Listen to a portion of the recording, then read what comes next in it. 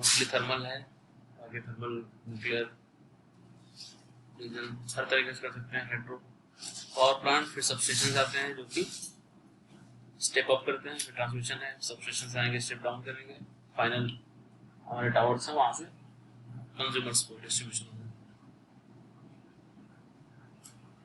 Power generation plants में तो ज़्यादातर जो मोस्टली यूज हो रहा है 60% हमारा कोल है, थर्मल पावर प्लांट।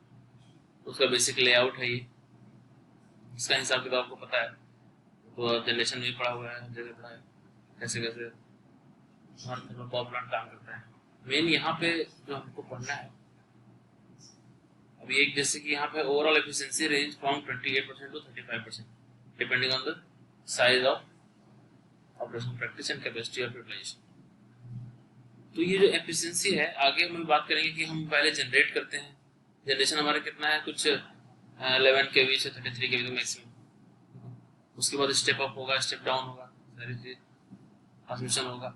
अब ये पूरा जो प्रोसेस है यहाँ से करते करते लास्ट एंड यूजर तक जाने वाला है, जब उसमें कितना लॉस हो रहा है, तो तुम जनरेट किए, अभी एंड यूजर तक पहुंच रहा है, उसके बाद एंड जो एलटी स्विच गियर होगा या फिर डिस्ट्रीब्यूशन सिस्टम होगा, वहां भी फिर लॉस होगा। तो ये इसके बारे में अगर हमको पता रहेगा ना, फिर हम फील कर पाएंगे कि हमारा जो कंजर्वेशन है, जो हमें कंजर्व करना है, हम कितना कंजर्व करते हैं, तो हमें एक तरह से देखा जाए तो कितने जनरेशन के बराबर होगा वो। ठीक है, उसके लिए आपको पता होना चाहिए कि ओवरऑल एक कैस्केडेड एफिशिएंसी कितनी है, कि बिल्कुल स्टार्टिंग से लेके आपके पास पहुंचने तक एफिशिएंसी अगर 50% है, तो इसका मतलब क्या है कि आप अगर 1 यूनिट कंजर्व करते हो, तो इसका मतलब वो इक्विवेलेंट है कि आप 2 यूनिट जनरेट कर रहे हो।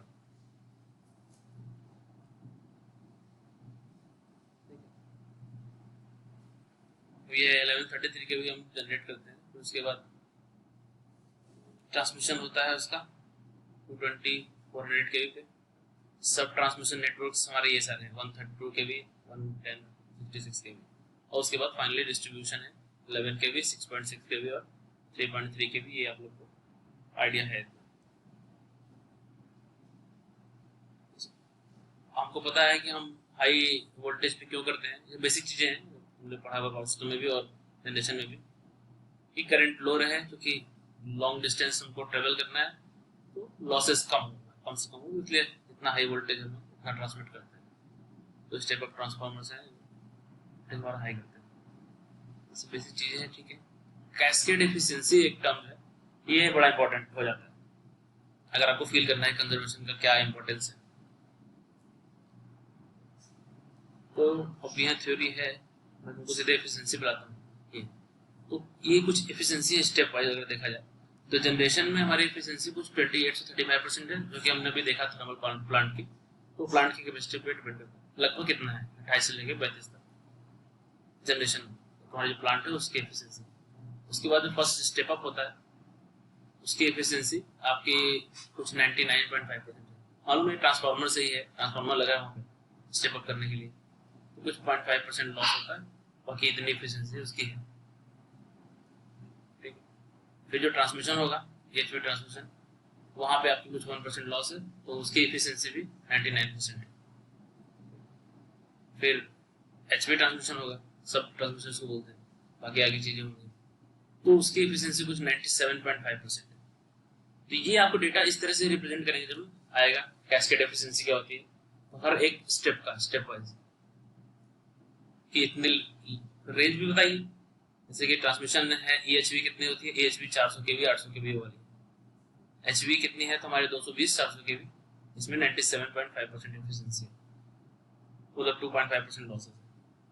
सब ट्रांसमिशन में 4% लॉसेस है, एफिशिएंसी 96% है। तुम देख रहे हो वोल्टेज लेवल जैसे कम हो रहा है तो लॉसेस कंपैरेटिवली बढ़ रही है। क्यों?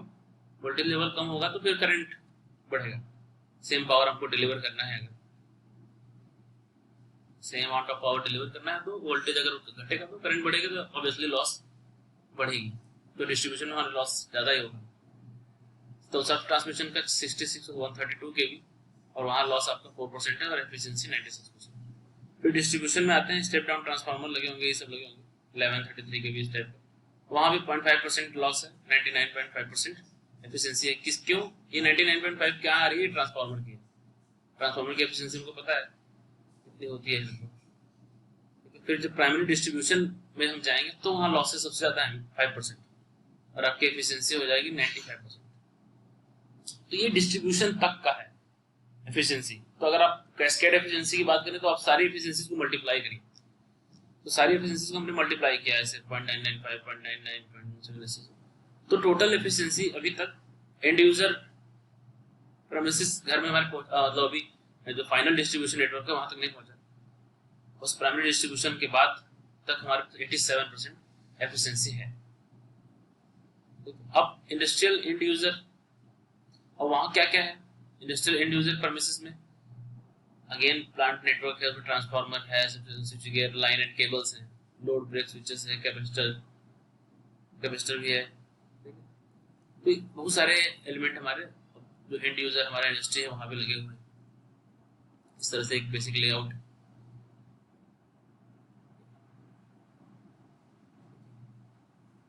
तो डिस्ट्रीब्यूशन लॉसेस में है, ट्रांसफार्मर का भी कुछ लॉस होगा वही 0.5%।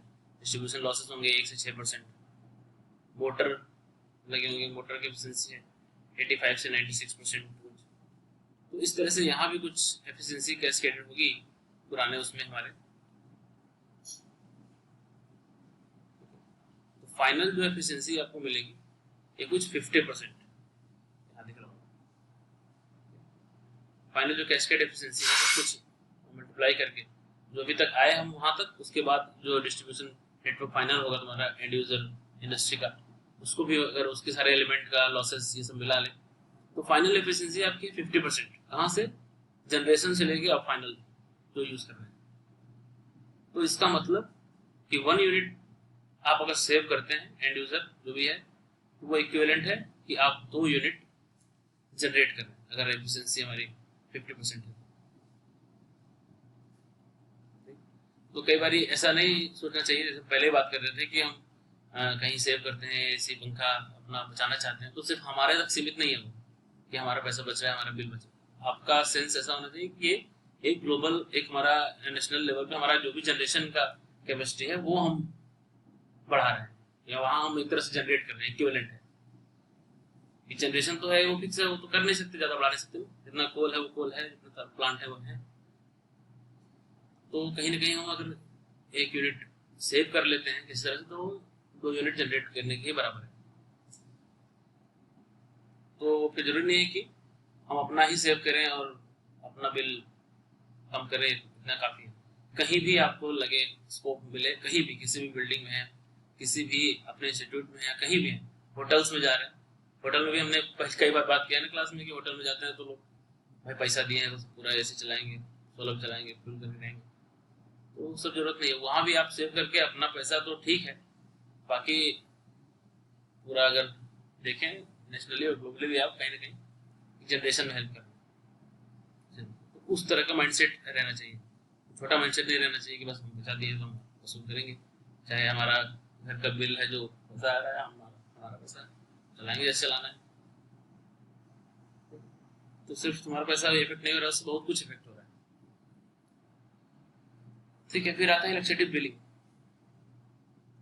बिलिंग में क्या है कि अलग अलग, जैसे कि हमारे जो बिल आता है उसके पीछे भी लिखा होता है अलग अलग का, अलग अलग टैरिफ है, अलग अलग चार्ज है। मतलब हाई इंडस्ट्रीज का अलग है, डोमेस्टिक लोड का अलग है, मीडियम इंडस्ट्री का अलग है। इस तरह सबका अपना अलग अलग सिस्टम है। मीडियम और large enterprise high tension category का अलग है। तो एक बेसिक बड़ी इंडस्ट्री का हम देखें तो क्या क्या उसमें टैरिफ जो उनकी बिलिंग होती है उसमें क्या क्या फैक्टर रहते हैं।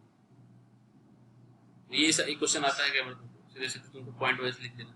एक तो मैक्सिमम डिमांड चार्ज है, तो these charges related to maximum demand registered during month billing period and corresponding rate of utility। तो पूरे एक मंथ में मैक्सिमम डिमांड कितनी है, एक पर्टिकुलर लेवल सेट है, उससे अगर ज्यादा हुई तो आपको फिर इसका चार्ज देना होगा।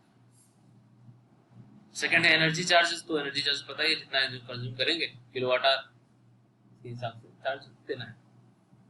Power factor penalty, power factor आपका हाई नहीं लो है, पर्टिकुलर लेवल से लो है तो उसमें पेनल्टी है, इससे लो हुआ इतना, इससे लो हुआ तो इतना।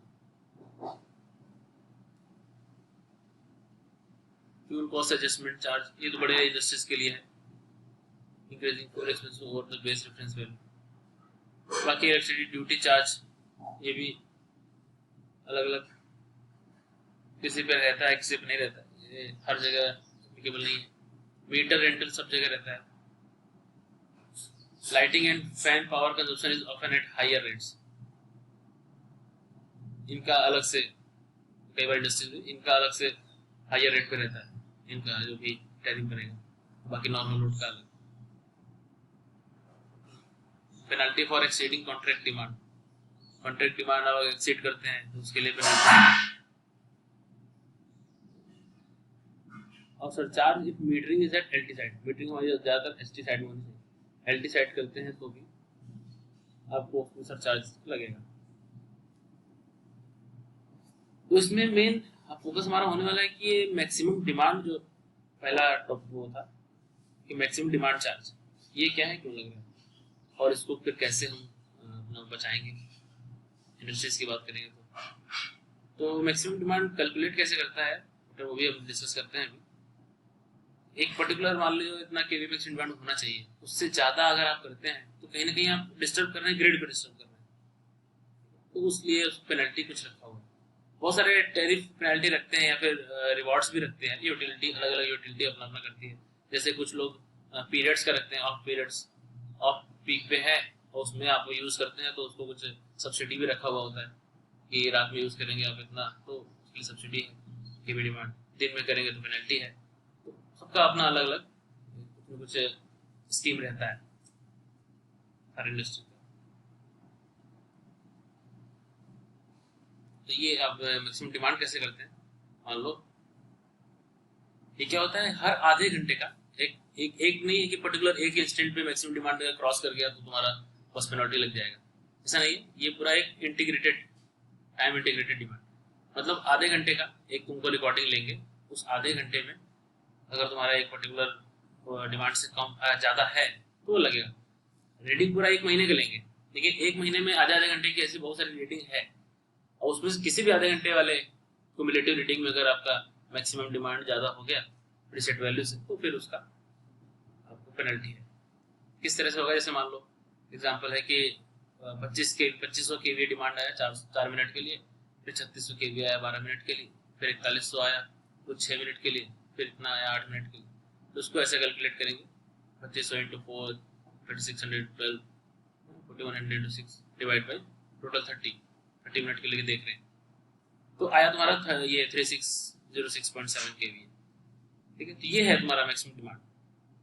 वो 30 मिनट के लिए पूरा क्यूमुलेटिव इंटीग्रेटेड देखा और ऐसा ऐसा देखते रहेंगे, पूरे मंथ का आपको मिलेगा। लेकिन पूरे मंथ में कोई भी एक ऐसा 30 मिनट वाला अगर मैक्सिमम डिमांड जो है वो आपके एक्सीड किया तो फिर आपको पेनल्टी करनी पड़ेगी। ठीक है, इस तरह का डिमांड कर्व है बना हुआ।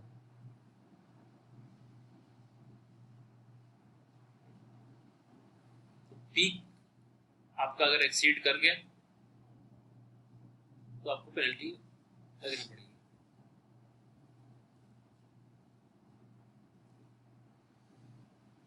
अब इसमें आगे इस तरह से बिल आता है, ये भी याद रख सकते हो कभी बार आया कि इलेक्ट्रिसिटी टैरिफ कैसे हैं, तो ये सिर्फ कॉलम से याद रहे कि ये इसमें इंक्लूड होते हैं फैक्टर्स।